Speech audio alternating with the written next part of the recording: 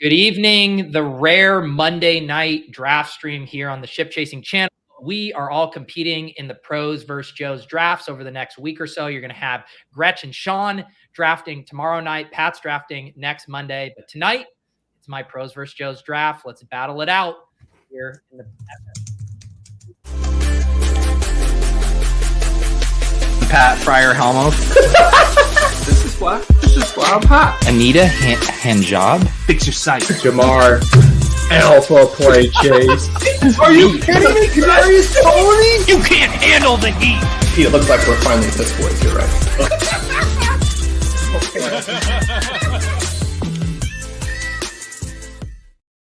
Can I get a top 5 pick one time? No, that's not possible. We have to draft from the 107.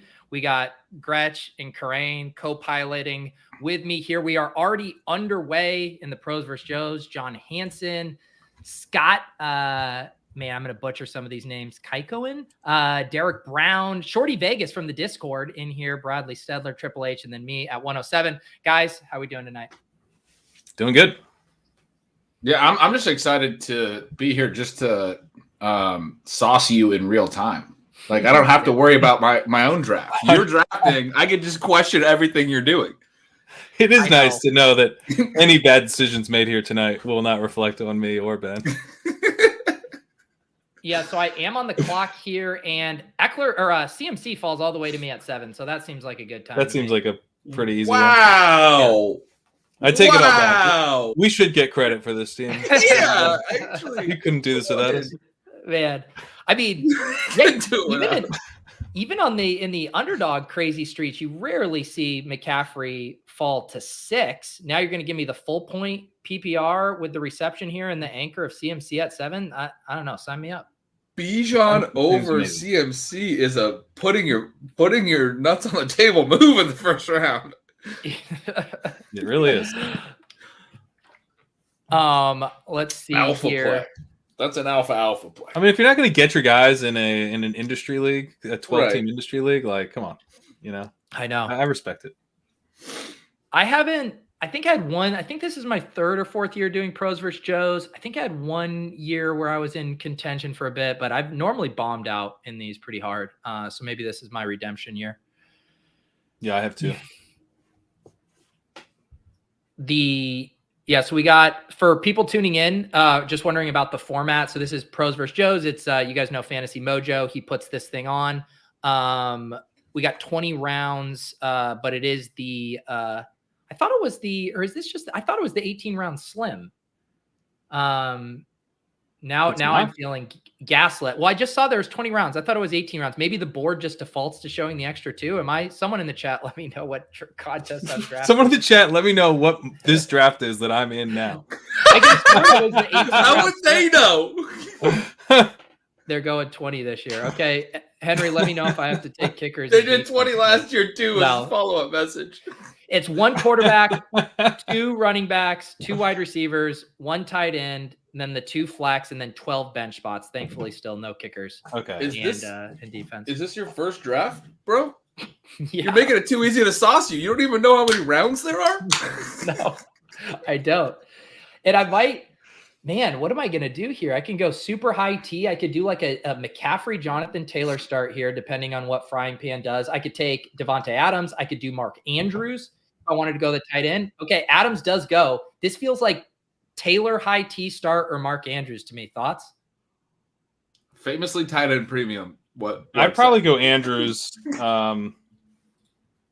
Yeah, but I think you could totally go Taylor. I think either one are totally fine.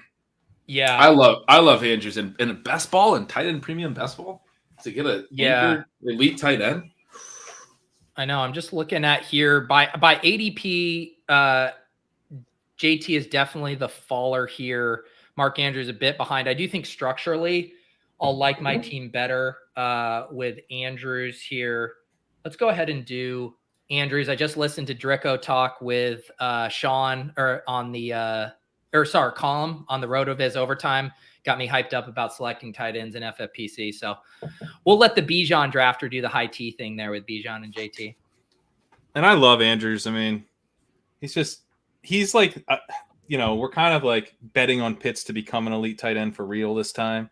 We're betting on some of these other guys to be a bit more consistent, but I feel like Andrews really is that guy. Like, he's not Kelsey level, but he is an elite tight end in an offense that could take it a step forward, especially in the passing game. So I love drafting him.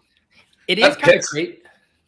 What's that? I was going to say that Pitts note's a great one because when I was doing my projections, I went back to my TPRR stuff that I wrote about like in April or March or something. But one of the things I noted about Pitts, like year 2, the target spot run was really good. The frustrating thing was the yards per target element was way down for Pitts. And so his yards per out run was down. That after the target efficiency,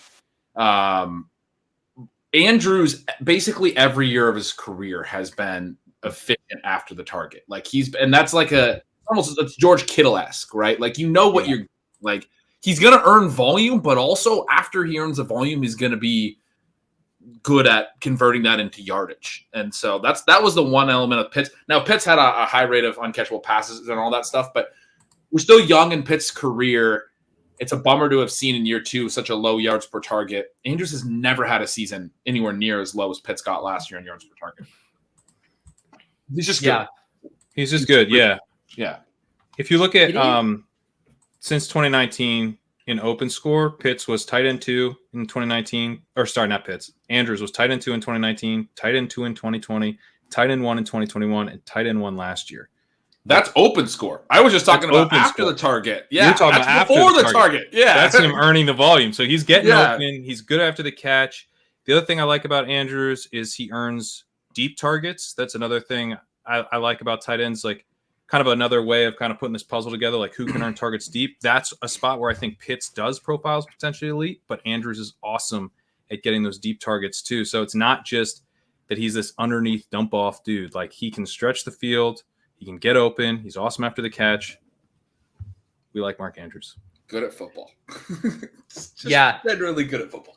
It'll be interesting. I don't think I would take Lamar at 3.7 based on his ADP, but he's kind of a fun guy to just let go and see if there's a small chance he falls back around in the 4th. Seems doubtful, but it's worth a shot. Yeah, that's after all that. The comment in the chat is, "Love when I can take a tight end deep." Don't read Tyler's comments. I've had to start censoring his comments on Best Ball Breakfast, where I only pull them up and I don't let the audio listeners hear what they say. All just sex jokes. It's out of control. He's gotten too much positive reinforcement. We're still looking into the settings to figure out if it's tight end premium or not. We'll get back to everyone when we figure that out. It is Breece Hall goes here at the 1-2 turn. Man, has there been any updated news about Breece Hall? 2-3 turn for the audio listeners. Sorry, 2-3 turn there. But I just can't believe that everyone, like, if you look at like the Dolphins running backs ADP, like, everyone seems scared of Dalvin Cook, but like the Breece Hall ADP has not been impacted by like the Dalvin Cook. It was for a minute, and then everyone stopped being scared. Us included. We just like were like, I've been drafting him like I was basically. Kelsey Mahomes hurts. You want to talk about a high T start? Yeah, that's making me feel like less of a man. Yeah, I do not have the stomach for that one. Ashton says it's because of me with Breece. I don't think so. I felt like I was much louder about Breece like a month ago than I have been recently. I did see Sean just published about Breece Hall too, so I have to check that. Did he? Out. Yeah. And it's titled "I've always been high on Breece, but like, is that about to pay off or something like that?" It's literally just gonna get worse. I have a Breece on like a third of my teams, and I'm like, I didn't pack my bags. I'm always too high on Breece Hall, but is that about to pay off? Sean Siegel just wrote that article in late July. All right. Breece Hall's going in the second round the rest of the draft season. The man can write a title, huh? That's pretty good. That's a good title. I was trying to see. I was going to be interested in Higgins if he fell. This is like the dead area for wide receiver ADP for me. I'm not a big DK Metcalf guy. I guess I could, reach for Keenan here, but looks like, Barkley's still on the board right now. As is Josh Jacobs. So Jacobs, I'm starting to believe is actually going to hold out, dude. Like the comment that he made about like it's about the guys behind him. I don't know. I'm starting to buy it. I'm scared of Jacobs. I just drafted a bunch of him in slows, but I'm afraid of him now. I would still take him in this spot, and then he just has no leverage. And it's like the tier break has happened. Unless you want to take. The alternative is locking up Lamar and then saying it's going to be flat at wide receiver until the fourth, and you can get a wide receiver. Yeah, I think you just take Lamar. Yeah, I'm looking at like Lamar's ADP in these is 35.2. It's very unlikely he's coming back. If Ramondre or Barkley fell, I do think I would have just nailed it. There's also a double elite quarterback drafter in here, so having quarterback taken care of with a stack is going to be going to feel nice. Could get weird. That's a good point. Let's just lock that up. I do think one thing it is interesting with the 20 rounds compared to the 18 last year, it does make those 3 quarterback builds, like the cheaper quarterback builds, I think more viable. But you can say that about every position when you tack on the 2 extra. It's just you're probably going to like some of the late quarterback options more than some of the late other options. I still think, in 20, you can probably do Lamar and then 2 really late if you wanted to. Like you could do like a Lamar Howell Ritter, and like, that's probably a way to do it. I think that sacrifices upside in like the tournaments, but this isn't a tournament. Right. So, like if you're just trying to win a 12-team league, that probably helps you. I think I would still be thinking probably 3 teams because I guess it's a tournament in the sense that isn't there one top scorer, but there's only like how many drafts? Like 7 drafts or something? It's under 100 total teams that you're trying to beat. Like it's not a lot of teams. And if you finish first in your league, I believe you get a main event entry. So pretty nice. Yeah, I was just thinking about you trying to finish first in the league. I was thinking too small. What do you win if you win all of them? I think Fantasy Mojo just gives you the keys to a site, and you just you get to do whatever you want with it. That's sweet. Is this the first draft? This is the first one, right? I think there was one last night because I saw. I don't know anything. There was one last night, and a slow draft is underway too. Matic is in the slow draft, which I didn't even. I guess Matic has come on to Team Slow Draft these days with all of his Pomeranian slows, FFPC slow. Gosh. I'm max slow right now. I currently have 250 slow drafts going right now. How come on, dude? Like, what are you doing? I have 250 on Underdog. I have one slow draft going right now. None on DraftKings. I can't handle the 8-hour clock. It is tough. I'm on the clock in like 40 drafts at all times. That sounds like a great way to live your life. I can't get it down below 40 or so. Dude, I'm only doing 40 total drafts, but I'm having the same issue where like I can't get it down below 10. Like I do some picks, and then I'm back on the clock before. Yeah. I'm on the clock in 42 drafts right now. Pat, you know the whole thing about like chasing Karain is for the rest of us. Like you're the dog chasing its own tail. You don't need to chase yourself in these Pomeranian. You sent me a chasing Karain mug, dude. You sent me the wrong message.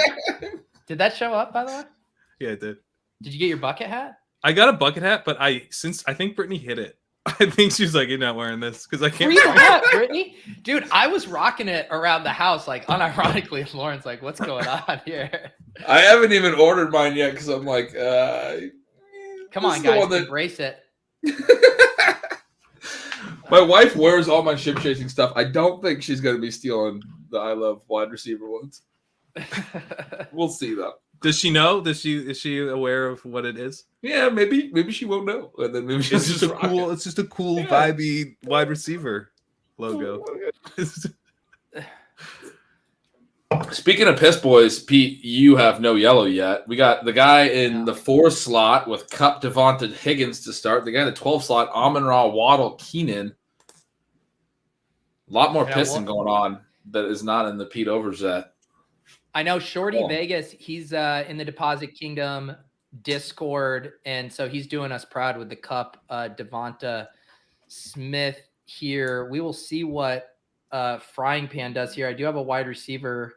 If I didn't take Andrews, and maybe I should still be open to this, I was going to be considering Pitts here at 4.6 because I don't think Pitts comes back around to 5.7, but I also don't think I want to keep pushing wide receiver too much. I am going to take Deebo Samuel. He was who I was hoping would fall. Debo. That's a great value. I think he would have been my pick if not for Lamar. It would have been Keenan or 307. Debo for me if I went a wide receiver in the third. Yeah. I think I would generally take DK there just to get some exposure, but with McCaffrey, so now you're set up for this. I mean, I think Purdy is obviously in your queue. You're set up really nicely. I don't trust myself with the queue. I'm not falling to the Star Trek, get timed out Purdy in the 7th round, have to ask, the FFPC commish to roll back the pick. I don't subscribe to the starring method. We raw dog our queues around here. Method. I don't do much starring either. I like if it's the next round and I'm like, all right, if this guy comes back, I'm taking him. I'll star when I'm doing slows. But I rarely star the guy that's like 12 rounds ahead because I'm like so afraid of everyone. I mean, my stars include like the most random scrubs, like Michael Wilson, like whoever. Like I'm starring. And you got like 40, and you have 40 something drafts on the clock in. Like you're playing with fire. How many times? I've got 8 hours. I mean, yeah, if someone like shot me with a tranquilizer dart, like I'd have a terrible team. But like as long as I just check in every 4 or 5 hours, I'm good. Someone shot me with a tranquilizer dart. Yeah. Have you auto drafted some just like crazy players before, or does that never really happen? I have. I think I've auto drafted a couple times on DraftKings. The other day I opened up the DraftKings app at like right when I got up, and it was like it was like 11:45. And I had 42 seconds on the clock. 40, and it's and I obviously had no idea like what was on the team and what to do. So it kind of fun, but to be honest, but like the worry is that's happening and you pick it out a minute later and you get auto drafted. But it goes to 11 hours at night, so you really don't have to worry so much about that on Underdog. Pete, wouldn't it be nice to win $2 million, sleep till 11:30, wake up, and just not really know if you have 40 seconds left on the clock or if you've timed out? Like, who really gives a fuck? I've already won $2 million. Like, I don't really need to care anymore. I'll tell you what. I mean, I definitely consider myself kind of fun. I mean, it's stressful for all you guys, but I already won $2 million. It's kind of fun. No, if I win $2 million, you will not catch my ass in a Pomeranian slow drive. You will not see me anywhere near that shit. I'm doubling up. I'm in both. I'm in the super flex and the regular. You slow max the super flex? Yes. You're sick, dude. That's so sick. Oh my god, you are such a grinder. I love it. I don't even I can't even do that. And I should be grinding. You said Brittany hid your hat. She should hide your login to your Underdog account. Hey man, I like Superflex. Let me get a little more Superflex drafts in. I mean, I thought you were just doing that for tax purposes, but you could literally just enter like one more Mastiff as opposed or like one more. Oh yeah, I mean, yeah. What's the? Why are you maxing the Pomeranian? That's 150. That's nothing. I'm writing up $150. This doesn't do anything. Hey man, it's fun. it's just giving you a lot of shit to do for the next couple weeks. Yeah. You gotta draft 150 more teams. Goodness. Exactly. Connor O'Driscoll's got it. He can't even call it a tax draft. It's only 450. Think of all the podcasts I'll get to do next year when I win the Superflex Palm. You honestly, the funniest timeline would you be winning the Palm and Davis getting second in the Palm. It just to you would just be. Oh my god, that would be really good. See, don't you want this? Yeah, I now I'm in on this. I'm back in. I'm back in. I mean, if I could enter the damn thing, I would enter it. I've been looking at the Palm. Is it about to fill? Maybe I'll go for a little drive tomorrow. The question is filled, just if the word palm and close to filling is in the same sentence, the answer is yes. It's already filled. That's how it's rake free, so it fills immediately. The slow puppies still got increase left, so you could do that. Then. Yeah, I did a bunch of the slow puppies when I was in Utah a week ago, and then the Palm came out like right after I got back. I was annoyed.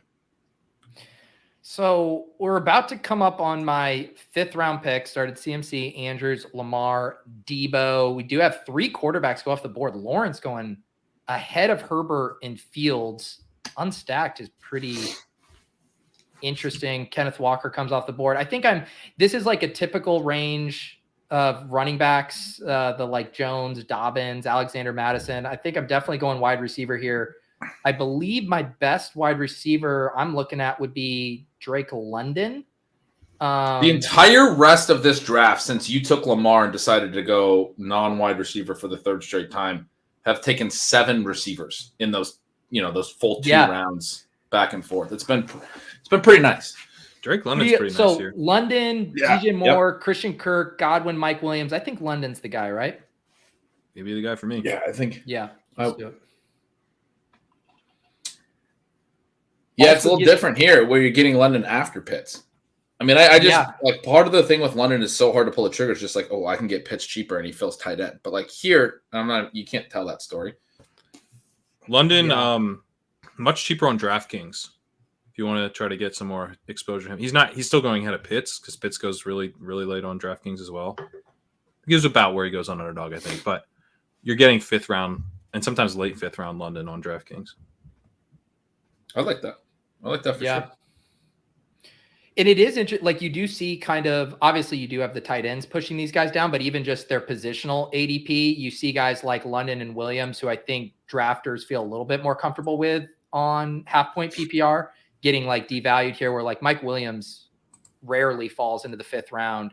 But then you have guys like, who's going ahead of him here? I guess everyone's just kind of pushed down, but Mike Williams generally going ahead of Hopkins, McLaurin. Yeah, he's usually like late 4th now. But like Waller, Pitts, Kittle, all kind of pushing him down. Mixon usually goes behind him. I do think Ayuk could have been like fun if I just really wanted to like onslaught 2 teams. But Ayuk would have been funny, yeah. And I do think in this smaller type contest, it is like way more viable to just like mega onslaught a couple teams. Like I think Ravens and Niners smash, I think you're fine. Yeah, I think the Niners, there is a tricky element where, I mean, even if Purdy's a QB all year, Kyle Shanahan has negative PROEs. Like they're going to be run heavy. They're going to play good defense. They're not going to run a ton of plays for a good team. They're going to be efficient, but they're not going to run a ton of plays. So I do think like, if given the option to onslaught, that's probably not an offense. Like to some degree, like having both CMC and Debo, like for both of those to hit, you kind of want Ayuk to not be doing a lot, I guess. Yeah, or like the Kittle Ayuk, like their ceiling cases is definitely probably injury based. Right, a little bit of injury, at least it plays in, right? Like I don't know if I would want all of those dudes. I'm sorry, but I've like been trying to let you guys finish this point, but in the chat, Bill Byer says, I did that star trick and picked Kamara first on accident. I'm telling you, Davis's star trick is sabotaging more drafts than it's ever helped anyone. How could that even be possible? You haven't selected anyone yet. You make your selection and then you star the players on the teams from each team. You do make the big player first overall. Why were you starring anyone? Why were you starring Kamara? You star after you pick. I'm still blaming Davis. I hope that's a bit. It's very funny. Oh my goodness. So I'm almost on the clock here. Deontay Johnson, DJ Moore, Tyler Lockett come off the board here. I have one guy here that I'm pretty. There's 2 guys that I'm pretty interested in for you. I'm curious which one. Godwin was who I was eyeing. Who were you eyeing? Well, Godwin was the one that I was eyeing too initially, but once Lockett goes off, it's already like, okay, well then why is JSN not gone yet? Right? Like that's kind of my. This is where I want you to just shut your fucking mouth, Ben, because you went the 10th round yesterday. So please what's by ADP? What's your the best Marquise Brown, Michael We're here to help, Ben. Mike Evans. Well, see you guys. I don't mind. I'm debating between Marquise Brown and Mike Evans. I think. I mean, Brown should be pretty solid. If you're just trying to like, I don't know. I'd probably if the cat's out of the bag. Just take JSN. No, I'm not taking JSN here. I'm going to take Marquise Brown. I think too, just like in this build where I didn't get a wide receiver through 3, I do feel pretty good about Marquise Brown's volume. And just I like him as a wide receiver. A lot of targets. I like Tyler's idea. Chug more beer and read my chat. Scratch go rogue. I'm gonna grab a beer now. Yeah, Whoops. It's the I mean, He's who knows what's going to go on in this room. Tony's now how far does Tony slide? Did you see the news about Tony today, Gretch? Yeah, he's gone. He's probably never going to play again. The dude can't even get on the practice field. Like, I mean, how on brand of an injury are you going to get where like he literally got through like the first day of camp? Yeah, and he's off. And Kelsey's quote is already like, we hope to have him back, whether it's week 1 or a few weeks into the season or whatever. And it's like, wait, what? We're still 6 weeks away from the season starting. Why are we already talking about missing the season? Like, what's happening? I sometimes you watch those things and you're like, this is overblown. I watched it and I was like, oh God. Like Kelsey was like, don't worry, he's the man. Like we have he's an important contributor for us. He was last year. He's not going anywhere. We miss him already. I was like, we miss him already? What are you talking about? Like, I don't want to touch him in the 10th round at this point. Like everything that's happening with Kadarius Toney, like I'll tell you who I am excited about. Roll the clip, Sky Moore. I mean, now all of a sudden we need to start rolling the clips some more this summer. Sky Moore's going to end up higher than where he ended up last year. He might end up higher than where he ended up last year. Can we talk about what Hubbard's doing out of the 6 hole here? Bijan JT, all right. Barkley falls, all right. Yeah, let's do it. Najee, Dallas Goedert, Cam Akers. So who in the chat? Where was the chat? That's Hubbard? Yes. Nick says Triple H wants to let everyone know he has the biggest, hairiest balls in the world. Oh my goodness. Henry's been trying to call this Rachaad White at the 4-5 turn. Has John Hansen, he must have been pounding the table for Rachaad White on some content or something, because he does go here at the 6-7 turn. You got it here finally. Yeah, you got it. I mean, that's fine. Rachaad White there, I think is totally fine. What does Cam Akers do for this team? I mean, I think we're past asking what does Najee do for that team? Corain, somebody specifically wants to know if you'll be in Vegas for any in-person main event drafts. And the answer, I'll just answer for Pat. He will. We will all be in Vegas. Pat will be in Vegas for a bunch of Pomeranian slow drafts as well. Look, man, I had to get in early enough so that I didn't get hit with that 1 hour clock, and they just blasted me in Vegas with the 1 hour clock. I can't do that. You're screwed. By the way, the Pomeranian but Superflex, Gretch, is not full. So go ahead and jump in that. Wait, where do I find that? It's if I just go to lobby, it's on the featured tournaments. Yeah, it's in the lobby. It's not on mine. All I have is Best Ball Mania, the Mastiff, and the Slow Puppy. It won't. It says 54% full for me. And see, I also couldn't see another contest at some point. Oh, I can't. Where am I supposed to find weekly winners on here? I've not been able to see weekly winners. First one for me. It's ahead of Best Ball Mania for me on my. I wonder if the state I'm in or whatever, it's different. I don't know. Chat might know better than me. I obviously don't know. Not that lobby. On the main page. Main lobby. Ooh, chat's telling me I'm an idiot. So I got to go to the main lobby. Good. Home. Best Ball Mania. Pomeranian, but Superflex. Found that. I still have never found weekly winners. They just real quick back on the Vegas thing, because we've been trying to do a bunch of announcements. We put a bunch in the Discord yesterday. We are going to be out in Vegas. We will be at doing FFPC draft on Thursday and at the watch party at the Planet Hollywood. And then on Friday, we'll be over at the NFFC at Park MGM doing some prime times and having our ship chasing party over there. So we got some more details in the Discord. But yeah, if you're out in Vegas for drafts, all three of us will be out there all day Thursday and Friday. The chat is ripping me. First of all, not an Android. Okay, not an Android. Second of all, I don't update my apps. I should update the app. You guys are right. Second of all, you are correct. I need to update the app. But also, you're very right.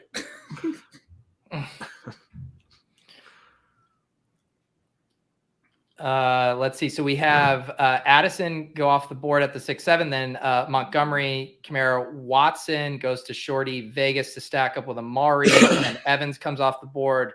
And then if this would be if my God, JSN there, I would have been like, that's too rich. So here you go, Greg. Normally, I think I would have pushed it, but there's no way JSN is now coming back to me at A6. So come on down. No. You got a bunch of piss boys on the right side of the board. You got to get him now. I did you a favor. You were going to get sniped on him if you tried to push him to 806. I mean, when you great pick at 707. Great pick. Great pick at 707. He is a really good pick at 707. Yeah. Do you know where he's an even better pick? At 1002, where he went last night. In one of these drafts, he went 1002? Yes. What kind of pros and Joes are we talking about here? Yeah. 3-round reach on JSN. What's crazy about that too is, you know how sometimes it's like guys like just buried in like the applet, and maybe people forget about him, but like JSN's ADP was within like the top 10 within the draft applet. So it means like every single drafter in the room passed on him as the top player in their draft applet, maybe even twice, just based on how the ADP is here. So yeah, my team now through 7. Honestly, like probably my preferred way to attack this, where you get CMC anchor, Mark Andrews tight end anchor, Lamar Jackson to stack that up, and then we start pissing Debo, Drake London, Marquise Brown, JSN. If JSN got sniped for me, I was going to give a long, hard look at Pat Freiermuth there in the 7th. But he does come off the board 2 picks later.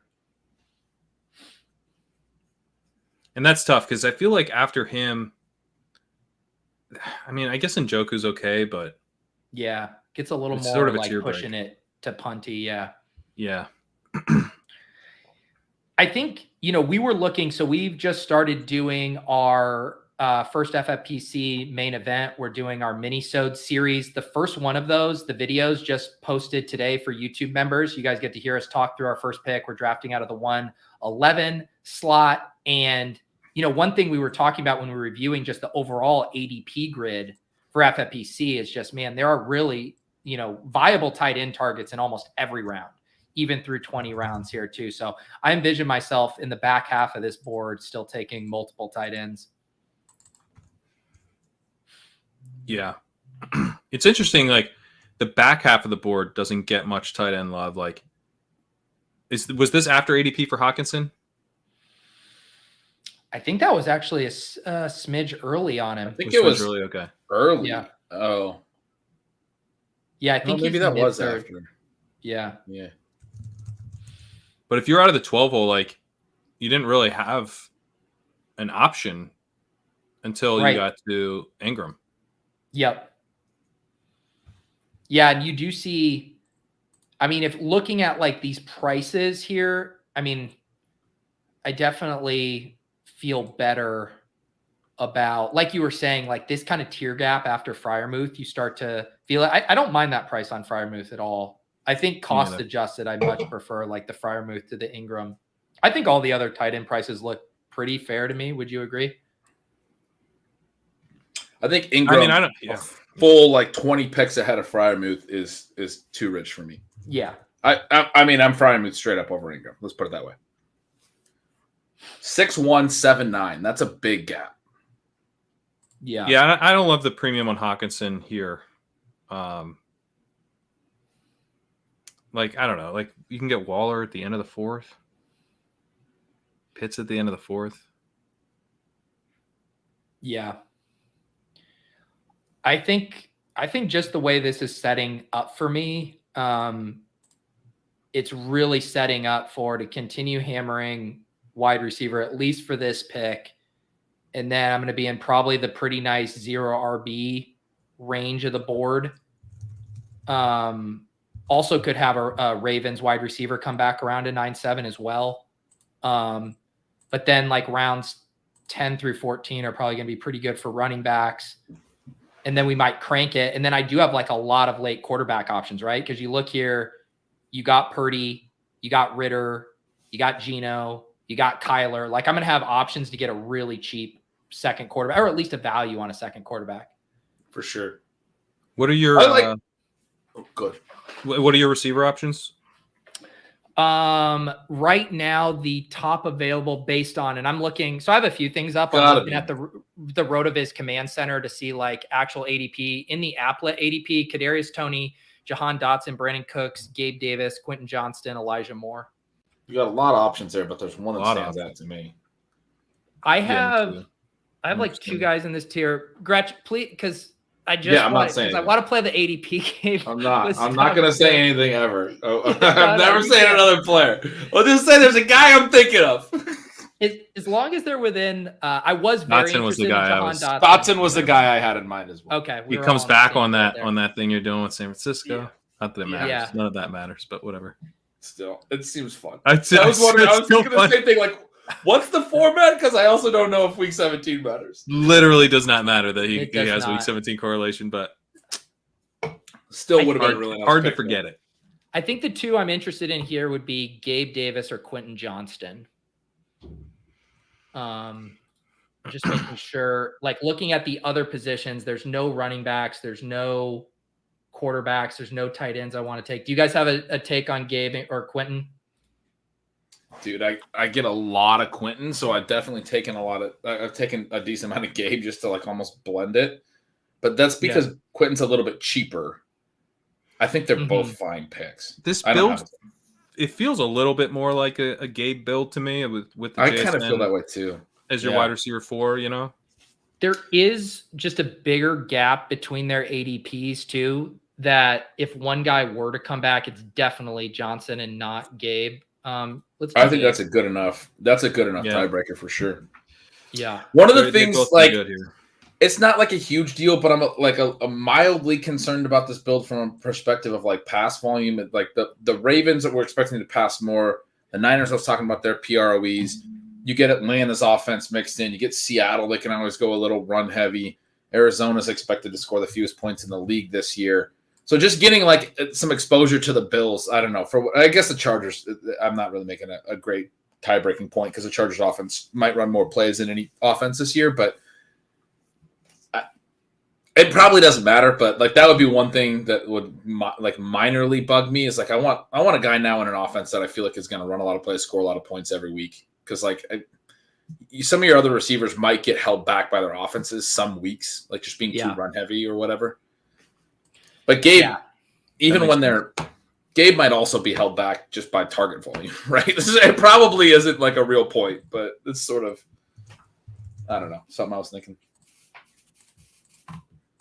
It's bizarre. Kirk Cousins is very high in the ADP. The three top guys on the ADP are that everyone keeps passing on right now: Dalvin Cook, Kadarius Toney, and Isaiah Pacheco. Those are the three landmines no one wants right now. But isn't he a fake landmine? Oh, there he goes. Pat's like secretly a closeted Pacheco bull. I've noticed that. Am I closeted? Well, you sang a song about him on NBC. Like, what do I gotta do? Back. Like, just stabbed us right in the back. Make your case for Pacheco at these prices. I mean, the case is that he's going to get dinged because he's not going to play the first half of training camp. But we've known that for months, you know. They talked about how he had surgery after suffering a labrum and a hand injury or wrist injury. So it's nothing that's really like all that concerning for his workload this year. He got used a little bit as a receiver. He's fast. He quickly won 2-down work on the Chiefs. They seem completely out on Clyde Edwards-Helaire now. They didn't really add any competition. A UDFA Deneric Prince has been the most exciting back so far in minicamp, which is like maybe a problem, but probably just a good thing for the fact that they just didn't really add anybody. So, you're getting the lead running back on the Chiefs, who's mostly a 2-down guy, but you're getting him really late. If you can get him in the 8th round, it just feels like a nice way to kind of get that RB2, an RB3, depending on the build you're doing, or even your RB1 if you're going 0 running back. Feels like you could pay off that ADP in a really helpful way. Yeah. How does Tyler keep doing this? Like, I mean, it's just he's got the middle school mind. Don't read his comments out loud. It's just. Did you see the Pacheco one up above? Like that was the one I was reading. You clicked another one. He's already got another one. I can't keep up. I can't keep up. I mean, I thought I was like, yeah, that's fine. But then when he closed with Muff said, I mean, it's hard. All right. So you got to get him on with Mathology. I already wrote about this in the Discord. So him and Emo Cowboy Mathology got together today, and I said, "Oh no, hoped you two would never connect and form an indestructible horny commenter Voltron." And it's already happening. It's happened. So this is so I just noticed, like, by ADP, the Ravens wide receivers are generally been falling to the 10th. But I don't think I want to, once Thomas and Tony are off the board, I'm taking one of Bateman or Flowers here. Yeah, I'd grab Bateman. This foot thing is a non-issue, it sounds like. Nice. I hadn't heard. Although they did just place him on PUP, but yeah, he does have the slightly higher ADP. But I'm not playing a portfolio through Pros vs. Joe, so let's grab Bateman. Look at you pissing yellow now. 6 straight. The wide receivers are flowing. Good to see. Yeah, we have recovered. The people wanted to see us piss. We're pissing here. I haven't even truly been tempted. Freiermuth was my only other, little detour I was considering there. But JSN, once the cat was out of the JSN bag, we had to lock that boy up. You weren't tempted to cut the stream off at any point. Just let it go. No, I'm okay. Tyler's so prolific. It's the comments. I know. That's what I'm saying. It's constant. Don't encourage him. I don't know how it's constant. Because Mythology and I will swap sheets. You feel me? You know that you're going to get to meet Tyler because he's flying out for the Underdog Cardio Club event in Brooklyn. Oh, baby. All right. Yeah.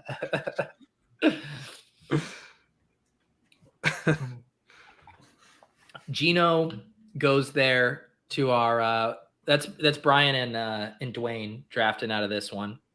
So they get the Gino. Pete, fuck you. This is my prom. Also, I just realized he said, "Thank you, Pat. That's a great compliment." And I was like, "Okay, well, you lost your streak." But he said because you called him prolific, he turned that into a sexual. He made it a sexual thing. Yeah, yeah, he made it sexual. It's too much after dark energy for a Monday night. I can entertain this on Thursdays and Fridays, but Tyler we're wants just to starting our guess week. his Vegas and Brooklyn outfits now. Yeah. I won't be guessing those. I think it'd probably be hard to phase Pat on shocking Brooklyn attire. I mean, the people watching that I've ever experienced in Brooklyn, I'm sure you've already seen it all. I was hanging out with my buddy and he was wearing a mesh tank. This is one of my college friends. He's very broy. And he's wearing a mesh tank top of some sort of hemp-like material. I was like, you look like you're going to Burning Man. He's like, I wore this to Burning Man. Yeah. So you're right. I wouldn't be phased.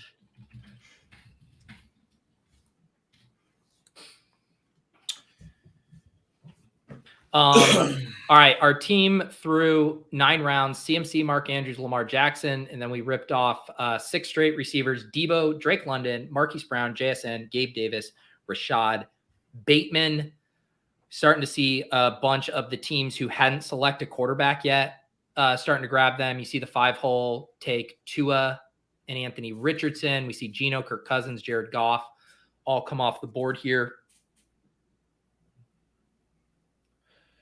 Your team's fun. I like it. Yeah. I think all these I was talking about some of the concerns about volume with some of the receivers, but I mean, you kill it with, depth, with redundancy, right? Like you have one of these it's weekly boom types, and there's enough of them that like it's a good room. I have 3 picks, 3 players I'm interested in at this spot, and I'm kind of hoping the room makes the decision a little bit for me. I don't think any of them are going to come back. I mean, if Flowers does make it all the way back, do I just have to double tap that? I think I would. I would too. Triple tap it.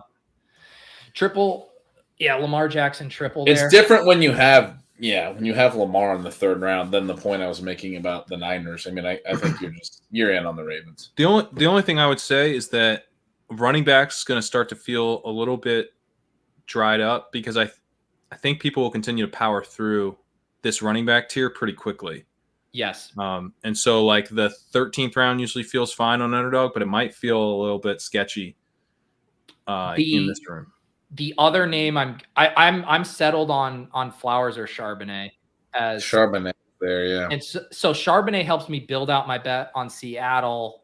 Mm-hmm. Man, I feel like it's really close between Flowers and Charbs. The issue is that you're 7th wide receiver on Flowers.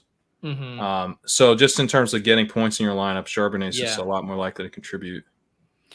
I do agree with you too that running backs are going to probably get chewed up. That's one thing we've always seen, right? Like it doesn't matter if someone has 3 or 4 running backs; they're going to keep chewing them up.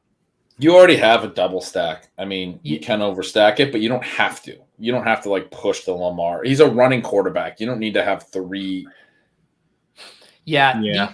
The other thing too, it is nice. Like I do like building out bets on a couple teams here. So we got the big Ravens bet, we got the Niners bet, and now we got the Seattle bet here with Sharps and JSN. So and like if you look like, I mean, Charbonnet goes ahead of Eli Mitchell, he goes ahead of AJ Dillon, he goes ahead of Penny, he goes ahead of P Ryan. Like so you are like relative to kind of where UD drafters are prioritizing him, getting a nice value there. For sure.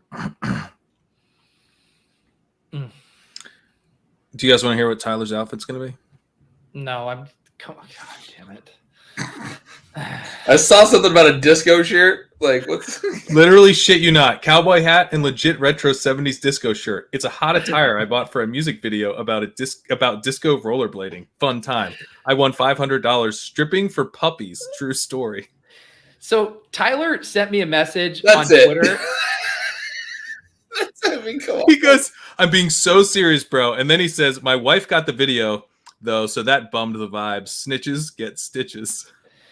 So I put on Twitter.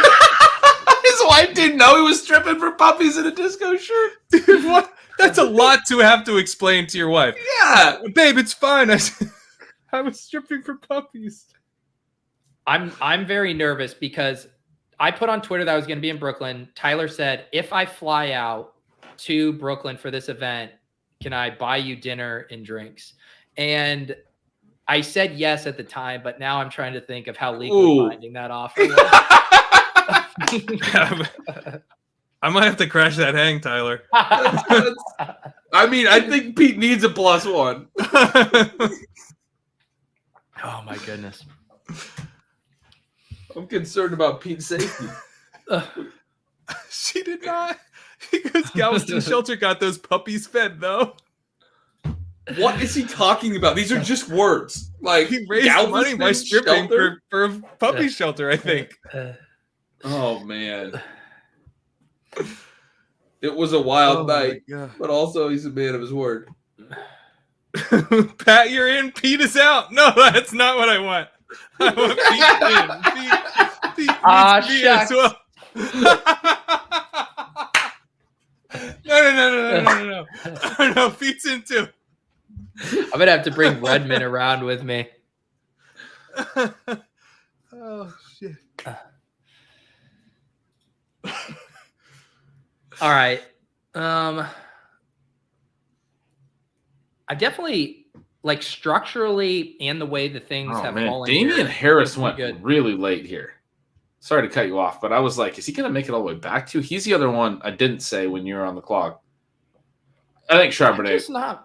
I'm just not feeling Damian, especially too when you eliminate the full point PPR, or you have the full point PPR here. He's actually been a pretty good pass blocker and reasonably efficient receiver. That's like true. I think he might actually play a little. Yeah, he might actually play a little on passing downs. Naheem Hines is now out. Like everyone's like, James Cook's going to catch 90 balls. Damian Harris might actually have a little bit of upside there. Yeah.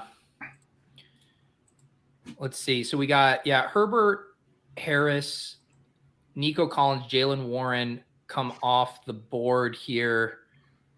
I got 2 players in my queue that I'm eyeing right now. I think I'm done. Can I start naming players to see if I get it right? Please don't.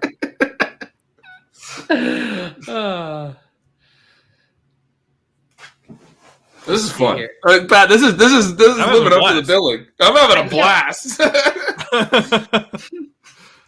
I'm gonna ply Tyler with drinks and have him hop in the chat while you guys are doing your pros versus Joes and throw you off the set to focus.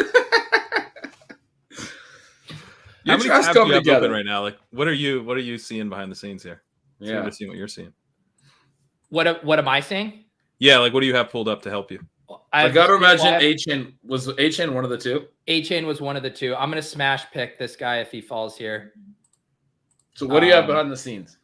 So I have the RotoViz Command Center up in one tab, draft board on another, the actual draft applet where I'm selecting on the other monitor, Discord chat where Dwayne was texting me about some of his stuff in this draft, and I'm going to smash Greg Dulcich here.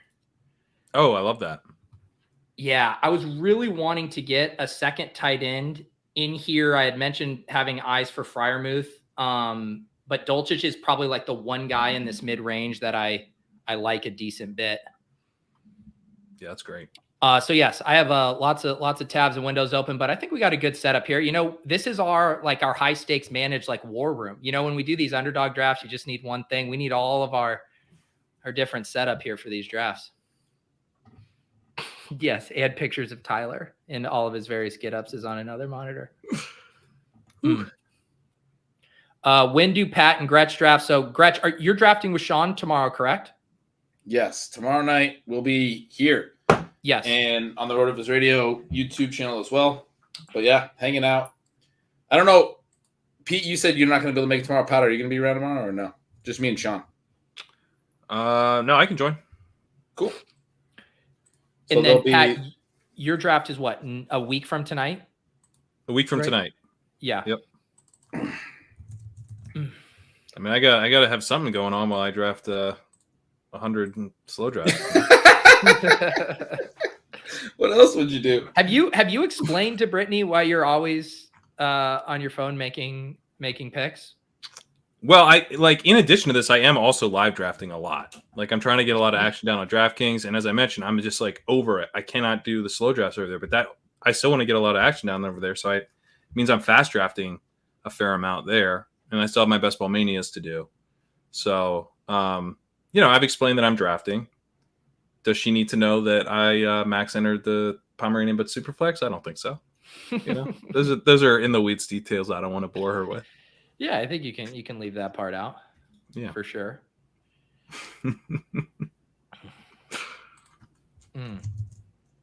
Wow, when Liam's telling you to take a break, that's when you know you really need to come up. Wow. I mean, Liam is a vibes-based drafter. He likes connecting with nature while he drafts. He took a big break this summer to go play poker. So I would say this is non-hypocritical take here from Liam, even though he does get a lot of action down as well. Speaking of Liam, me and him are getting together for a doubleheader over on my channel on Thursday. Earlier this offseason, Gretch and I did a randomizer Best Ball After Dark doubleheader. It was a very fun time. We are going to do that with Liam on Thursday, randomizer draft at 9. I'll get that tweet up probably tomorrow so you guys can start submitting crazy prompts for Liam to do. And then we will do Best Ball After Dark. So excited to catch up with Liam and run him through the ringer on the randomizer as well. Make sure to ask him about the experience of the World Series of Poker. He's tweeting about that a lot. I was trying to follow along a little bit, but that seemed like a blast. He was having a good time out there, it seemed like. Yes. We will talk about World Series of Poker. It's crazy with how deep of a run Rob Coakley made. That was wild. Yeah. How deep did he get? Finished like 100, 130th or something like that. Yeah, That's awesome. Like Very day impressive. 7 or whatever. Like he went real deep. Yeah. I tried to book Rob for randomizer and he was booked, so I settled for Liam. Look at this. Just the casual shiving. So I don't have a ton jumping out to me here. It feels like a running back pick. They are starting to get scooped up. Yeah, I would do running. What running backs do you have? So by ADP, it's Algier, Kendra Miller, Singletary, Roshan would be the kind of little tier group. I think here that'd be Kendra Miller. Kendra Miller feels like I'd probably be I take Kendra. Algier. Yeah, but I think just you do have another Falcon. I don't know if that does much for you, but I'd probably just get one of them. I think I'm going to play Kendra. He's one of my favorite guys. I've been selecting him a ton. I'd feel gross taking Algier over him, but I think it would have been fine especially with the Falcons bet. I've cooled on him a little bit, just like he is dropping in price. Yeah. And part of the reason that I liked him is that you kind of had this opportunity with him where he comes in and just like impresses, secures a big role. Kamara gets a lengthy suspension. He establishes himself, and you're just like, damn, he was just an awesome guy to have this year, like the whole year. And now it's like it's a little thinner in terms of when does he even get out there? How much of an impact can he make? Is he sort of having to prove that he can play over Jamal in the early going, and then Kamara's back, and it might be more similar to like what we got out of Algier last year. So I don't know. It just doesn't like that. The juicy upside stuff starting to feel a little bit less likely. Yeah, I think yes, part of the like bull case about getting him to a very fast start, but I still think like the late season upside case is still firmly intact there. With Kendrick. Yeah, I think it is largely for sure. Yeah, because Kamara was never likely to be suspended like for the whole year or anything. So yeah, I mean the also the thing like looking at the position. So the other stuff like structurally I needed a running back. I mean, but you have the other top guys by ADP. You have Cole Kmet, Juju, Allen Lazard, Jawan Johnson, Mike Gesicki, Zay Jones, Tyler Boyd. Interesting how much earlier Boyd goes on underdog, all because of the stacking effect. That's another where this is like his what in a vacuum value, but the Burrow drafter is always like, I'm taking Tyler Boyd in the 10th. Yeah. Tyler Boyd went in the 10th? Sorry. No, I'm saying he's still available now. I'm saying an underdog, he always goes in around that range. I'm spacing out. Who knows? Maybe Algier comes back to me. Yeah, you're looking at getting both of these dudes. That'd be nice. Yeah, Roshan did come off the board at 12:10. I kind of knew I had to decide between those two. Sorry. No, what were you saying? I was just going to plug ADP chasing today. We had a lengthy Roshan debate today. I thought was pretty nice. He's just such an interesting player. Yeah. Just to think through the range of outcomes. Like I was making the case that he could be kind of like the Tyrion Davis Price of this year, which Sam was kind of making some comments on, kind of his things that could factor into his downside, potentially him being a healthy scratch to start the year and stuff. But I was also saying, if someone's going to be like the James Robinson and just take a backfield over right away, he also feels like a really strong candidate for that. So just a really wide range of outcomes for him. Well, it's funny you say that because on Best Ball Breakfast, someone brought up who could be this year's Dameon Pierce. And I was doing the criteria, someone who doesn't need an injury to really vault up from an ambiguous backfield or wherever. And like the two that came to mind were Kendre and Roshan. Like those fit the like current ADP criteria where if there's really positive preseason news and it's just like, this is our guy, like those guys could jump massively in ADP. Yeah. And just absolutely crush at their current ADPs, like true league winners. I believe I am going to get Algier unless Triple H really continues to lean into the bit here with handcuffing his first round pick, but I will be very happy to get Algier here in the 13th. Nice. I didn't realize he took Nice. Bijan on the first, but Yeah, so that works out. Debating between Kendra and Tyler Algier, always nice when your target then comes back around to you. I will, ADP wise, I will have a decision probably if I want to take Brock or Kyler in the 14th. It looks like their ADP is lining up about there. You do see some of these other running backs that are interesting coming off the board. Tajay Spears goes ahead of Algier. I don't even think that's bad. I like that pick. No, it's probably good. If that was ADP, I would have no issues with it. Yeah. And it probably should be ADP. Yeah. Pat's point about grabbing Charbonnet there, I think in hindsight, the double stack or triple stack to get Flowers, like he was saying, the running backs were going to go off. They went off pretty quick. So I think that's nice that you got Charbonnet there. I do think if I look back on this, even though the Flowers would have been fun, I think Kendra Algier as my 2-3 would have started to feel a little thin based on and then I would have been starting to think about my second quarterback. And next thing you know, you're getting into really true scratch off territory at running back. You probably wouldn't have taken Dulcich, right? Yeah. That's true. But like, what would that have been? I mean, would Jarek McKinnon take Bigsby? It might have been Kendry Miller, right, at that spot, right? Like, because you would like maybe Bigsby, but yeah, I mean, I think you played it right through that range. What do you guys think of the quarterback stuff? Because you could. I'm probably only going to get one. If I let Brock and Kyler go by, I could just see, hey, maybe the room will have one of them come back because people don't have the stacks, or I have almost all of what on this left side of the board, all of these teams have 2 quarterbacks already. So maybe would these guys take a third quarterback in the 14th round? That might actually be a case for letting a quarterback go in the 14 and see if it comes back. I think some of them would. I mean, Russell Pickett would. Lawrence Love might. But, I mean, Fields, 2 of the 4 are definitely at done. wide receiver. Where's the Ayuk drafter? The Ayuk drafter is over on the other side of the board. So, I don't know. Everyone has 2 quarterbacks right now except you. Yeah, and then there's no other the Rondell Moore drafter, I guess, already has 2 and Anthony Richardson. I might let it go. I think you could let it go for sure because you have a couple different guys. It's not like you just have this Purdy thing set up. As far as like best running backs available, because I do think that would be the other direction I go. So just based in the ADP applet, you got Jeff Wilson, Zeke, Jerome Ford, Deontay Foreman, Chuba, who I like a lot, and Fournette. But if I'm playing the ADP, like Purdy is 3rd right now in the app.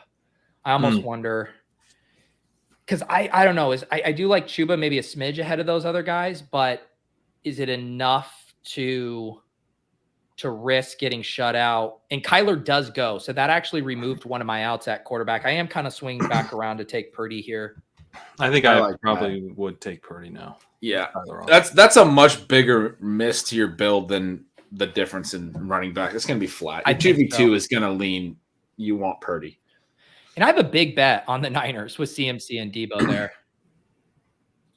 And now you're done, right? With Purdy, you don't need to go. I mean, you could tack on Ritter or something. I could tack on Ritter if it falls, but I don't have to force it for sure.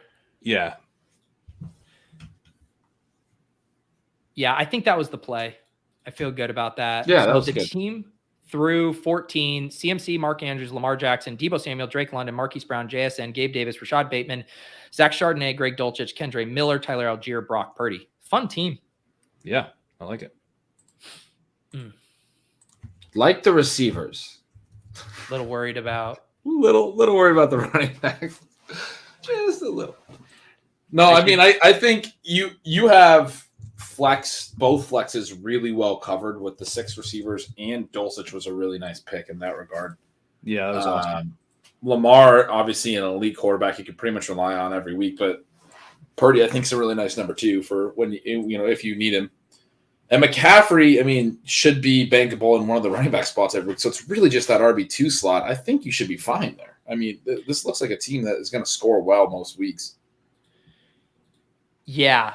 And I think too, the other thing that is lining up for, and we'll see if any of these running back targets come back. I had put Jerome Ford in the queue, but a couple of these guys are guys I feel pretty confident are going to get some early season work. I think that would be the argument against this room right now is beyond CMC. You could make the case that like Charbonnet, Kendra Miller, and Tyler Algier could all be like zeros for the first start of the season in different scenarios. So I'm going to have to start building out some touches here. For sure. That's sort of what I'm feeling when I'm like pulling the Denny Carter meme. But the way like these rooms line up right now, that is actually kind of what's available at the very end. You know, it depending on how you feel about the free agents, but like I think they're all playing something. It's Cordero Patterson season. Let's go. Well, that's true. I mean, he's another way. Yeah, he should have touches right away. You're gonna have Algier and Patterson. If I believed in the star method, I would put Cordero Patterson in my queue. Chuba goes. He was the guy I really wanted to come back. I feel like he would have fit this build pretty nicely. Yeah, he would have been nice. Yep. Ooh, I gotta look at a list of running backs. It's a lot harder on this side, Pat, when we can't actually see the list. It was fine earlier, and now I'm just like a kid. I just like waiting for Pete to tell me who's available. Tell me names. Give me something to think about. Oh. Yeah, we will.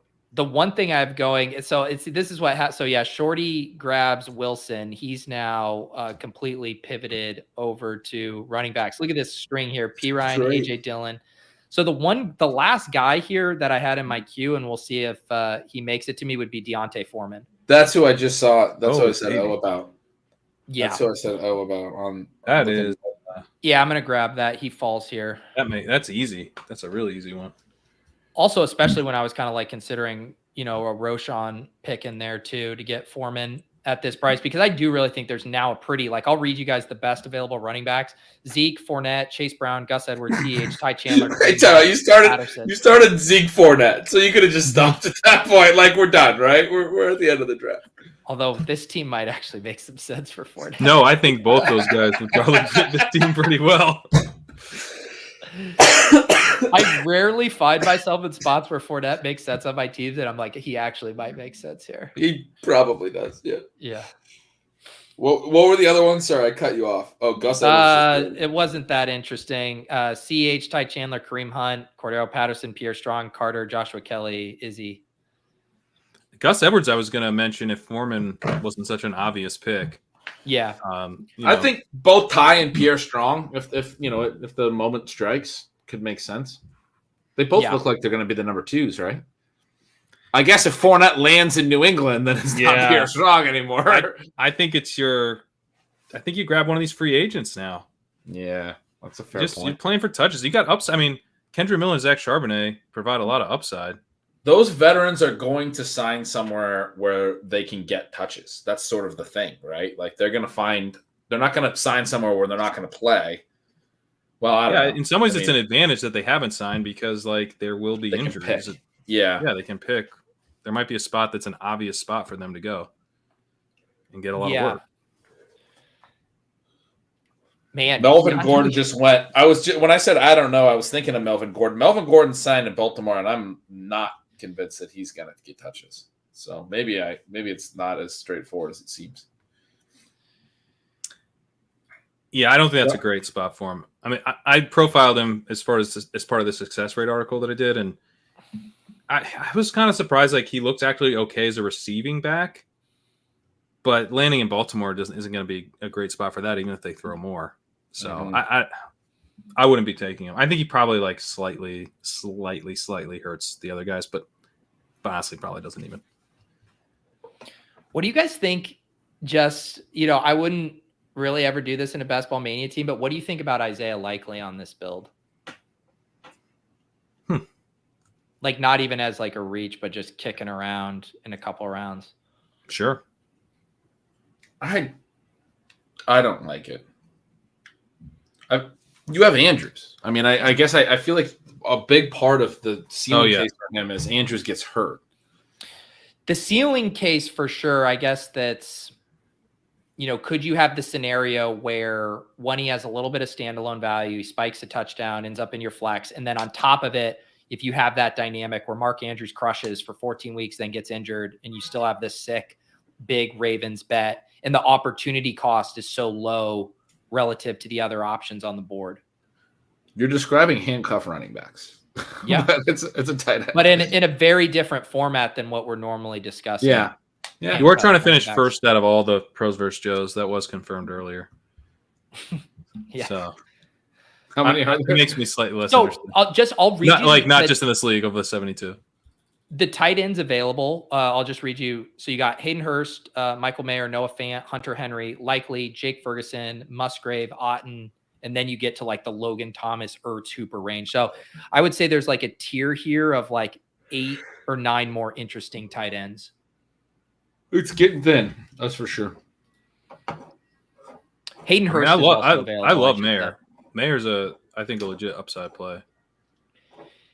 You and Sean both really like him. I'm gonna have to come around on that. I think he's just a really strong prospect, and he's gonna get. I think he doesn't really have much competition. It's Austin Hooper there. Like he should pat if he's as good as it looks like he is, then he will not have trouble with him. The situation is not going to be like fun, but like I don't know. It's just a bet on talent play for me. I think I might have to take Fournette if he's at this spot. It feels really, really fitting. I mean, it's making me happy to watch you have to take Fournette. I do think just because I am really wanting to make sure I have enough early season production to keep this team afloat until one of Charbonnet, Kendre, or Algier really kicks in. The other positions, I'll just read you the top of the queue. Zeke, DJ Chark, Hayden Hurst, Fournette, DPJ, Tim Patrick, Chase Brown, Sam Howell, and then Michael Mayer. I would have to decide between probably Fournette or Mayer. But there is, I think I won't mind the tight end at 17-7 as a third tight end. Chase Brown does go. So what I will say in the case for Mayer would be, this is like roughly where he goes on DraftKings. To get him at this late in a tight end premium format is kind of nuts. Mm-hmm. And your 2v2, late. If you want to get a Hunt, you could probably get Hunt next round, right? So I would probably go Mayer, even though I do like Fournette here. Yeah, I think that's a good point. Like, yeah, I mean, where he's going here, 16-6 is pretty. Really had to pull Pete's arm to not draft Leonard Fournette. I've never seen anyone have to be convinced of something so tough. A stay of execution there for Pete. Here's the other thing of it. I was trying to think through, like, if you look at how many running backs these other teams have, this definitely feels like the range where people would rather tack on the third or fourth tight end versus the next running back. Where right. I think the run, if it happens, is going to be in this group of tight ends. That feels right to me. Yeah, because there's still other good tight. I mean, Hunter Henry's still sitting there. Like, you got Henry as like a starter. Ferguson and Cade Otten would be the other three that I think are like actual in starters. Every format. How was Hunter Henry just still going this late? I don't get it. The other thing I would say with the running backs is that people are like firmly IKBing here with like Keontae Ingram and Melvin Gordon, and like there's gonna be more rogue picks at running back. Chase Brown, like those are just kind of like, not that they're all like way off ADP or anything, but they're just pure flyers. And I think people, when you're in that range, you're going to just kind of pick your favorite guy. So I doubt Fournette is someone's favorite guy. You know what I mean? What, didn't you say you had like 30% of it? No, I have like 20% Leonard Fournette. What? Yeah. That's a real thing? That's a real thing, yeah. I have a ton, dude, and I have in some of my highest stakes leagues, I have Leonard Fournette. It's a disaster. But I actually I feel fine about it, to be honest, because the play is that he signs somewhere and this ADP doesn't last. So like and I'm getting to the point where I'm like, please sign so that I never have to draft him again. But the goal is that I only have like 9 to 10% Fournette overall, but it's all the cheap version. So Nick nails why I'm having so much fun needling you guys about this, because I remember this. He says, Ben, I had to rewatch a ship chasing episode today, and you were begging to take Fournette 30 picks after ADP. Pete, Pat, and Eric forced you guys to reach on Latavius Murray instead, just as 2 years later. I remember this. It was one of like our first live drafts after I started doing a lot of drafts with you guys. And it was like, amazing, dude, guys, I don't want to take Leonard Fournette, but it's like 4 rounds after ADP. And Pete was like, nope, we're not doing that. He's like that was the year else. he was a league winner too. Yeah. That's the one year you really wanted to take Fournette. So Nick's helping me out because I have the video that's going to come out on my Deposit Kingdom YouTube channel, and I referenced the show we did with Eric Beinford, the puppy draft that like launched the wide receiver ADP craze. And so I was asking Nick if he could find a clip that like kind of instigated that, because I haven't watched that back in a long time. And there were like 3 shows or something too. Like he must have had to do some work. There was a couple different ones there, but there was the main one.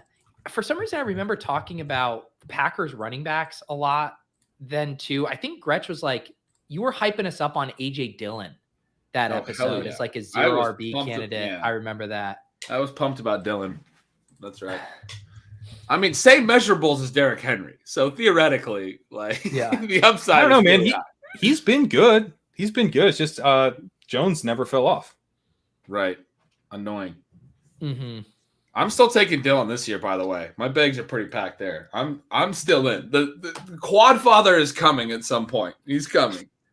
It took Derrick Henry a few years. I've been starting to take him a little bit more. I'm at the field. on Dillon. Yeah. They're gonna make me take Leonard Fournette. I have 27% AJ Dillon. How much A-Chain? 27%. That's Dillon. a little much. Wow. Not A-Chain, right? Dillon. No, Dillon. I'm not taking much A-Chain at all. That's part of the reason I'm in on a lot of Dillon. So I kid you not, I put Ty Chandler and Hunter Henry in my queue, being like, I can make another case for not taking Leonard Fournette. Lenny's still here. Come on down, Fat Lenny. Take Uncle Lenny, man. Fat Lenny, come on down. That's the second time that happened. At the 12, I was debating Kendre or Algier. Algier comes back. Debating Fournette or Michael in the 16th, and Fournette comes back. There we go. GG. You love to see it. What are you going to do here with your luxury 19th and 20th round picks? You did run into the thing that you guys are always telling me on FFPC, where, I mean, I feel like you guys told me this a lot last year. You guys have more experience on this platform, and we've already talked about it a little bit on our first mini-sode, but you run into the issue of the 0 RB candidates and the depth tight end candidates all go in the same rounds, right? So you were talking about getting a lot of tight ends, and they're gone here. And at the same time, you were also like trying to pick and choose your running backs, all from Charbonnet down to Fournette. The only thing you didn't take that wasn't a running back or a tight end was to get Purdy, to get your QB2. You had to do that at some point. And it still feels like you could have went heavier at tight end or heavier at running back through that range, you know, either way. Like you're trying to do both. It's tough to accomplish both. It is. I'm kind of now, thinking about these last 3 picks. I think I have to think, do I want Ritter or not to do a 3 QB build to stack up Drake London? We also have the team bet on Algier. So that is. At this point, I would love Ritter if I was. Yeah. You. This is deep. I also have a late running back I like. And then I do think there are still a couple interesting tight ends left as well. I would probably want to tack on at least one more wide receiver. There goes. Are you good with 6? Let's see here. Let's see if there's anyone fun. Yeah, no, there's some fun guys here. I had tabbed off wide receiver for so long. That's the thing with all the running backs and tight ends going is you might, there's got to be a few wide receivers still kicking around. Because, I mean, the difference on Underdog, obviously, is like this range of running back happens, and then the range of tight end happens where, like, you know, Mayer goes and Hunter Henry goes. They're later. Like, they're clearly later. Yeah. Well, all these wide receivers are earlier, too. Like, you know. Yes. Marcus You're Valdez gonna Scantling get- and Michael Gallup. Michael Gallup's not a 15th round pick on Underdog, right? He's like You might be in position to just go like multiple wide receiver. Maybe not 3 straight wide receivers, but multiple wide receivers from here. I think you're right. I have a last round running back pick that I do want to do that I think kind of fits my objectives well, but I do agree with you. I think I could go wide receiver here in the 18-19 now that Ritter's off the board because there's not a third not- QB you can go for, right? and the tight you ends could that I take were a 4 tight end, but it's so washed up. I had looked at Otten. He comes off the board here. I mean, Ferguson and is really the only other tight end I would maybe consider as like a one-off, but I don't know if I love that without Dak. he has enough upside where he'd be interesting, but curious what wide receivers you're looking at. Well, people who watch my streams will not be surprised to know the guy I have in the queue right now. Okay. Well, 2 of the guys I select all the time through my highest drafted wide receivers are both available. I think I'm I know very one of them. confident I know one. Yeah. So the guy that has the highest ADP right now that I'm interested in would be Tyquan Thornton is here. Right. Yeah. That's the one. So there goes Ferguson. I think Thornton looks like a strong pick here. Yeah, Thornton's a good pick. The other thing I could do, like I could entertain Mac Jones if he comes back too and do the triple stack cheap that way. Ooh. Triple. Oh yeah. Or 3 sorry, separate stacks. 3 different quarterback stacks. Yeah. Yes, I draft Mims a lot, but Mims is long gone. Mims went right after I took Purdy. Mims. We're running it back. We're trying it again. This is why I'm hot. We should just do the exact same video, but with The new whole clips. thing. That's right. Mims. Also, you guys probably saw on Twitter Wednesday night, we are drafting a NFFC Best Ball team. That league already filled. We put that on Twitter. A bunch of you guys were excited to hop in and draft with us. But good news, we are going to be doing it again next Wednesday. So keep an eye out for that if you guys want to draft with us. But we'll have that draft stream on Wednesday. Another new format we're going to need to get familiar with, of course, the 3rd round reversal, quarterback 6-point passing TDs. I do love the 3rd round reversal there. It is, it's fun. It's a nice feature, yeah. For sure. Actually, like some decent wide receivers. I was just available wondering right if I was just looking over the chat, wondering if Tyler had lost steam, and I see 2 Tyler comments in the last 10. There's He's like, have you been going the whole time? Like, unbelievable. He's got stamina. He's got stamina.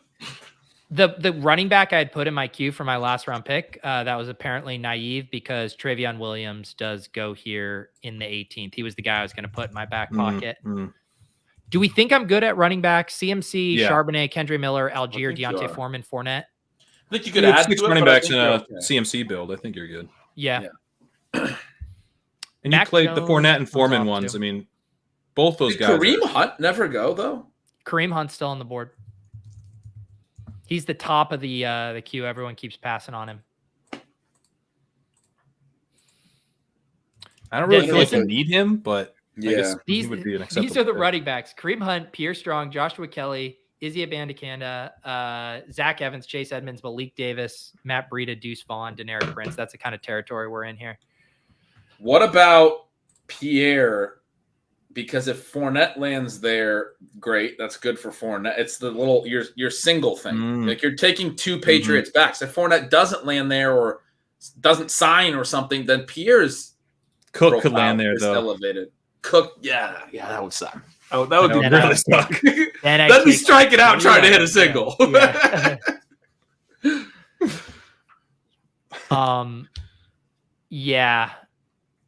I don't mind the Pierre Strong feels like a Justin Ross, much let's go.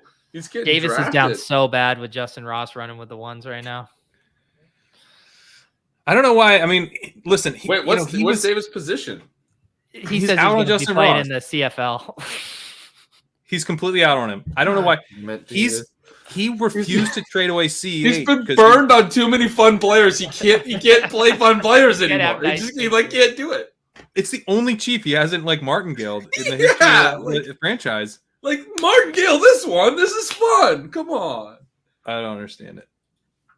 So Justin Ross was sweet in the national championship as a freshman. Like my other guy, if we just yell Justin Ross at him enough times, he'll change his mind. Wait, Denzel Mims? Be in on Justin Ross, Davis. Mims. So I was thinking Wandale Robinson here. What do you guys think? Ooh, yeah. He's still around? Yeah. Yeah. You know who else is around still too is Jalen Hyatt. They're kind of. I have a lot of both. I usually take Hyatt first now, but yeah, I'm in on both.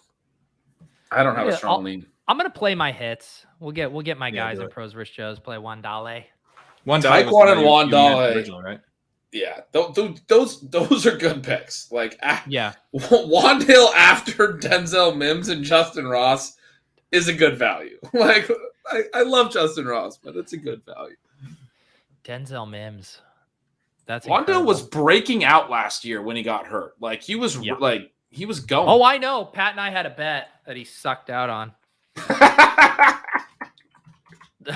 Guy fucking runs hotter than the sun. This guy Darius Slayton had a good run there too. I had to send Pat $100 Venmo after he won $2 million. You want to know what feels like?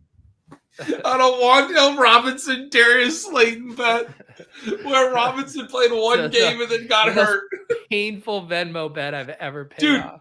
And Robinson's last game, he had 13 targets, 9 catches, 100 yards. Correct me if I'm wrong, but that was after the bet. You got a 100-yard game the first game after the bet, right? And then he got hurt. Is that correct? No. There was a stretch where it looked like I was going to win the bet, and then Wandale started to come on, and it looked like it was going to be a real sweat, and then he got hurt. Okay. Yeah, I remember feeling like very 3 good or about 4 that. weeks prior to that, and he had some down games, and then he had the 100-yard game. Because I offhandedly said Slayton was their best receiver, and Pete was like, "What the fuck are you talking about? Wandale's their best receiver." So that's where the bet came from. And then I remember feeling vindicated for like 2 weeks, and then starting to be like, I think you admitted on the show at one point that you were going to lose the bet. I think you were kind of like, I'm down. Yeah, I think it because he started to come on. Yeah. You're like, I wish I had your side of it, and then he gets hurt. He just goes to the win. Oh man! All right, so we have one more pick here. So here's the team. We got 2 quarterbacks. Before you read this, that is honestly the saddest thing in the history of betting. You had to send him $100 after he won 2. That is like, we got to take a moment on that. I've taken lots of moments laying awake at night, staring at the ceiling, wondering how that happened. Yes, Vaporware. This is a best ball format. Quarterbacks, Lamar Jackson and Brock Purdy. Running backs, Christian McCaffrey, Zach Charbonnet, Kendre Miller, Tyler Algier, Deontay Foreman, Leonard Fournette. Our wide receivers, Debo Samuel, Drake London, Marquise Brown, JSN, Gabe Davis, Rashad Bateman, Tyquan Thornton, Wandale Robinson. Tight ends, Mark Andrews, Greg Dulcich, and Michael Mayer. I like this team. Servicing the audio listeners. Then I don't even think we're going to post this audio, but I just it's habitual at this point. I assure you that this is not managed, guys, and if it is, I'm not managing it. Wow, Sam Howell. Jones is not chosen. I didn't realize Sam Howell was still kicking around that late. I know. I did give a long, hard thought about taking an unstacked Sam Howell as a third QB. You could have brought. Is Logan Thomas still kicking around? You could have done Logan. Logan Thomas went there, but yeah. Oh, the turn could have done it there at the end. I do think, honestly, depending on what these guys do here, I might just take Hyatt and just finish it strong and play the double cheap Giants. What do you think? I mean, if you're going to take, because you're going to 9 wide receivers, so it's not even that many, and then it's 3 like high upside kind of scratch off dudes, which maybe isn't a total fair way to describe it. But the only thing I would say is it is tight end. I feel like we're out of running backs. The best tight ends, Ertz, Austin Hooper, Luke Schoonmaker, Noah Gray, Durham Smythe. I shouldn't mention that name in front of Pat. Daniel Bellinger, Tucker Kraft. Durham Smythe would be the only guy to consider over Hyatt. And I think I'd go Hyatt. I think I'd go Hyatt. You don't need Smythe. Like if you, Smythe is just he serves a purpose where I got kind of locked out and K. Dotton goes, and I'm like, oh, Smythe's a starting tight end. I think Hyatt. Well, I've been repping Durham Smythe for 4 straight years. For I don't even know why, but Wandale and Hyatt back to back is a nice close. I Pete, mean, should we do a Durham Smythe Tyler Croft bet? Just so if one of us wins a major tournament. No, I don't want any piece of that. Guys, Melvin Gordon was gone like 8 rounds ago. Literally went in the 15th round. I mean, the receivers you were able to pull that are like actually drafted in every underdog draft, as opposed to like, you know, we're seeing like some other very random names going off the board. Like I think you got good receiver value. Like well, that is always the nice thing about having a more balanced build is the in-game doesn't force you to suboptimal picks just for structure, right? Like I didn't have to take a super shitty tight end just because I had only had 1 or 2 or whatever at that point.